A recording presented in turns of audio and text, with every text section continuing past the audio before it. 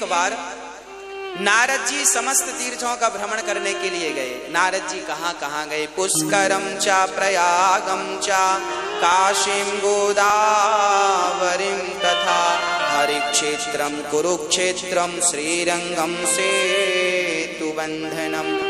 नारद जी बोले मैं समस्त तीर्थों में गया पर ना पश्यम पुत्र मिच्छर महामनः संतोष कार्यक्रम, मुझे कहीं शांति नहीं मिली। नारद जी सारा संसार, एक बार नारद जी आ गए आपके यहाँ, वृंदावन भी आए और हैदराबाद भी गए। नारद जी काहे को गए? शांति देखने गए। शांति कहाँ है? आपके घरों में शांति है मैया जी? है? एक मैया बोली गुरुजी जब से हमने कथा सुननी शुरू की तब से बहुत शांति है। हमने कहा कथा शांति ही देती है। भागवत जी चित्त को शांत करती है, हृदय को शुद्ध करती है और घर में शांति का वातावरण उत्पन्न करने वाली भागवत जी हैं। नारद जी बोले मुझे कहीं शांति नजर नहीं आई। क्या नजर आया फिर? बोले तरुणी प्रभुता गे है। घर में नई नई बहुओं की चल रही है, सासू माँ की कोई पूछ ही नहीं। नारद जी कह रहे हैं, हम नहीं कह रहे हैं। नारद जी कहते हैं सासू माँ की कोई पूछ नहीं है। अच्छा सासू माँ की पूछ है कि नहीं? मैया आपकी पूछ है? हाँ, हनुमान जी की तो पूछ थी, आपकी है कि नहीं? राम जाने है पूछ? है। सारा झगड़ा इस पूछ का ही है। महाराज जी हमें पूछा नहीं, महाराज जी हमें बैठने को भी नहीं पूछा, महाराज जी हमें चाय को भी नहीं पूछा। झगड़ा किस बात का है? बहू कहती है सास ने फटी साड़ी को नहीं पूछा, तो सास कहती है तुमने कब पूछा हमसे खाने को। सारे घरों में झगड़ा किस बात का है? पूंछ का। इसलिए हनुमान जी लंका गए थे तो अपनी इस पूंछ में आग लगवा के आए थे। जितने जल्दी हो सके आप लोग भी अपनी अपनी पूंछ को जला दो। होली आ रही है, जला दो इस पूंछ को, नहीं तो ये पूंछ आपको जलाएगी। ये जो अहंकार की पूंछ है ना, हमें नहीं पूछा, हमें नहीं पूछा। अरे नहीं पूछा तो नहीं पूछा, तुम काहे मरे जा रहे हो? क्यों परेशान हो रहे हो? अपनी अहंकार की पूंछ को जलाकर भस्म कर दो, तब शांति मिलेगी। कोई पूछे ना पूछे, मेरी माँ आप लोगों ने अपने चाबी दूसरों को दे रखी है। प्रॉब्लम यहां, आप बहिर्मुखी हो। देखना दो बातें हैं। एक व्यक्ति वो है जो बहिर्मुखी है। बहिर्मुखी किसे कहते हैं? जो बाहर ज्यादा देखता हो।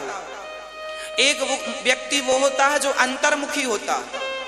बाहिर्मुखी वाला व्यक्ति ऐसा होता है, आपने हमें गाली दी, हमें बुरा लग जाएगा, हमें फलाने ने गाली दी। ये बहिर्मुखी आदमी है। स्त्री और पुरुष दोनों को बोल रहा हूं। आप बहिर्मुखी हैं तो सास की बात बुरी लगेगी, बहू की, जेठानी की, देवरानी की, पड़ोसी की, पड़ोसन की, सबकी बात बुरी लग सकती है। हमें पूछा नहीं, क्योंकि आप बहिर्मुखी, आप बाहर के व्यवहार को देख रहे हैं। जबकि अंतर्मुखी, अंतर्मुखी कौन है? जो बाहर से कोई मतलब ना रखे, जो अंदर में भगवान का चिंतन करता हुआ, सबको भगवान जानकर प्रणाम करता हुआ आगे बढ़ता रहे, वह व्यक्ति अंतर्मुखी है, शांत चित्त। उसे कोई फर्क नहीं पड़ता कि आप हमें गाली दे रहे हैं या आप हमारे सामने हाथ जोड़ के खड़े हैं, कोई फर्क नहीं पड़ता। जो व्यक्ति बहिर्मुखी है, आज वो व्यक्ति बहुत दुखी है। हमारे साधु संत जो जंगल में जा जा के उल्टे लटके रहते हैं, भजन करते हैं, ये क्या कर रहे हैं? ये अपने आप को अंतर्मुखी ही तो बना रहे हैं। और ये जरूरी नहीं है कि आप घर छोड़ के जंगल जाएं तो अंतर्मुखी बने। आप पत्नी पति परिवार के बीच में रहकर अंतर्मुखी बनिए। सुदामा जी अंतर्मुखी थे, पत्नी के साथ और बच्चों के साथ रहते थे। मिल जाए तो खा लेते थे, नहीं मिले तो भूखे रह जाते थे। ना शिकायत करते थे, ना किसी से झगड़ा करते थे। अंतर्मुखी। कोई गाली दे दे, चल भैया हमने कोई पाप किया होगा जिसका परिणाम हमें गाली के रूप में मिल गया। कोई दो थप्पड़ गाल पे जमा दे तो कोई बात नहीं भैया, हमने कोई पाप किया होगा तो थप्पड़ हमें दो पड़ गए, कोई बात नहीं। हम भगवान का चिंतन करने आए। हमें 100 साल तो जीना है। 100 साल में भी 20 साल निकाल दो। 10 साल तो कुछ समझ में नहीं आया, छोटे थे। कपड़े पहनने का भी ज्ञान नहीं था।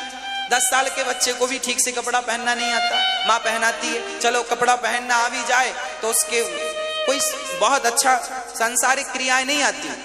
10 साल वो निकाल दो और बाद के 90 साल के बाद जिंदा रह गए तो ना चलना आएगा ना खाना आएगा, तो 20 साल ये 80 साल की एज बची। यदि 100 साल के हो तो 80 साल पकड़ के चलो। ये 80 साल हमारे पास है, उसमें भी हमें 80 साल में 40 साल तो सोना है। पूरी रात सोता है, 12 घंटे का दिन 12 घंटे की रात, तो 40 साल सोना, बचा कितना?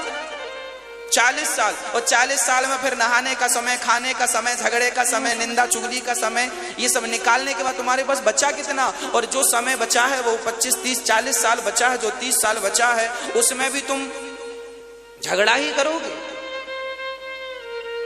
उसमें भी तुम ये देखोगे कि ये हमारा सम्मान नहीं किया। अब अरे करने ना करे सम्मान, सुना करे चूल्हे में जाए। तुम्हारा क्या घुर गया, क्या कम पड़ गए, तुम वजन कम हो गया, तुम्हारा सम्मान नहीं हुआ। तो ये मान अपमान सम्मान जब तक इनसे ऊपर नहीं उठते आप, तब तक आपको भगवत प्राप्ति नहीं होगी। जिन जिन संतों ने, बताओ क्या मीराबाई का अपमान नहीं हुआ? क्या मीराबाई को राणा ने ये नहीं कहा कि तूने मेरा कुल बिगाड़ दिया, संतों के बाबाओं के बीच में जा जा के नाचती है? कहते थे इसने तो कुल का नाश कर दिया, बाबाओं के बीच में जाती है, चरित्र बिगाड़ के आती है। क्या क्या ना कहा मीरा को, चरित्र से गिरी कहा, जहर पिलाया उसके ससुर ने, पर क्या हुआ? मीराबाई क्या अपमान में उलझी? बोलो।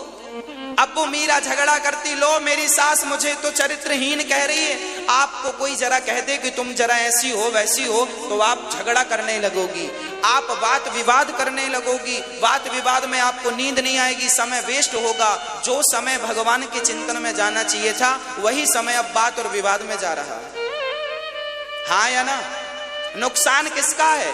आप हमें गाली दे के आगे बढ़ जाएंगे, पर हम रात भर सोचते रहेंगे फलाने ने गाली दी गाली दी। आप तो आराम से सो रहे हैं, हम सोच रहे हैं, क्योंकि हम बहिर्मुखी हैं, क्योंकि हम बहिर्मुखी हैं। मीरा को गालियां दी लोगों ने, जलील किया, पर मीरा ने जानती थी इनसे झगड़ा करके क्या करेंगे, इनके मुंह क्या लगे। वो इस मान अपमान से ऊपर उठ चुकी थी। वो स्त्री मान अपमान से, बोलो मेरी माँ। हाँ, तो आप लोग कब उठोगी? कब? डेट बताओ। आज उठ जाओगी? चलो अच्छा, आज उठ जाना। कोई गाली दे, देने वाला चूल्हे में जाए, आपको क्या करना? बिल्कुल शांत चित्त से भगवान में ध्यान लगाओ। नरसिंह मेहता का चरित्र आपने कभी सुना या पढ़ा हो? नरसिंह मेहता का चरित्र सुना होगा। नरसिंह मेहता के भाई ने, भौजाई क्या बोलती थी? हट्टा कट्टा, निठल्ला, घर में पड़ा पड़ा खाता है, कुछ कमाता नहीं है। ये नरसिंह मेहता को उनकी भौजाई ने कहा था। अपमान किसे नहीं सहना पड़ा? क्या ध्रुव जी को अपमान नहीं सह? ध्रुव जी की माँ सुरुचि माँ हाथ पकड़ के समाज के बीच में गिरा दिया, जा तू इस गोद में, अपने बाप की गोद में बैठने का अधिकारी नहीं है, जा। अब सोचो, भरी सभा में आपको हाथ पकड़ के निकाल दिया जाए, क्या ये अपमान नहीं है? आप लोग यहाँ तो 500 लोग बैठे हैं, 1000 लोग बैठे हैं, उस सभा में लाखों लोग बैठे थे जहां ध्रुव जी का हाथ पकड़ के नीचे गिराया गया था। उनकी सौतेली माँ ने गिराया, पर धन्य है ध्रुव जी। उनकी माँ के पास जब वो गए कि माँ मेरा अपमान कर दिया माँ ने, तो मान अपमान उनकी सुनी थी। माँ ने समझाया, बेटा मान अपमान त्याग दे, कोई तेरा अपमान नहीं करता, कोई तेरा सम्मान नहीं करता। जा मान अपमान का त्याग करके मन भगवान में लगा, और जब मान अपमान से मन को हटाकर भगवान में मन लगाया तो उन्हें भगवान प्राप्ति होगी। भगवान।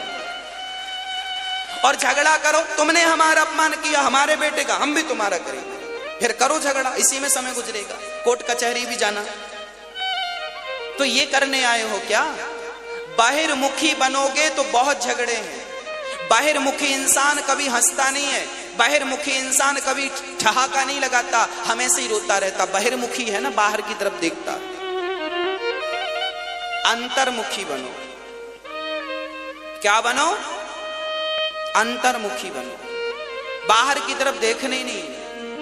अपमान हो रहा है, सम्मान, गुण दोष दृशिर दोषा, गुण दोष दोनों ही ठीक नहीं है। आप हमारी ज्यादा प्रशंसा करें वो भी अच्छा नहीं है, और आप हमारी ज्यादा निंदा, देखो आप हमारी निंदा करोगे तो भी हमें लगेगा लो हमारी निंदा कर रहे, तो हम आप हमारी निंदा करोगे तो फिर हम आप में ही उलझ जाएंगे, आपको सफाई देने लग जाएंगे, नहीं भाई ये नहीं ये नहीं ये नहीं ये नहीं, समय वेस्ट हो जाएगा। और आप हमारी प्रशंसा करोगे तो भी हम उलझ जाएंगे, भाई आप हमें अच्छा कह रहे हैं, हम भी सुनने लगेंगे बैठ के। तो प्रशंसा और निंदा, स्तुति और आलोचना दोनों ही बंधन है। ना तो स्तुति में उलझना, ना तो आलोचना में उलझना, इन दोनों से आपको ऊपर उठना है।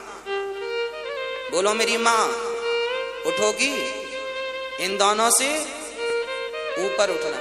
यही जब आप इन दोनों से ऊपर उठ जाएंगे ना, तब ये जो तुम्हारा मनुष्य तन है ना, फिर जीने का मजा है। अभी कहाँ मजा है? अभी आदमी जिंदगी जी नहीं रहा है, अभी तो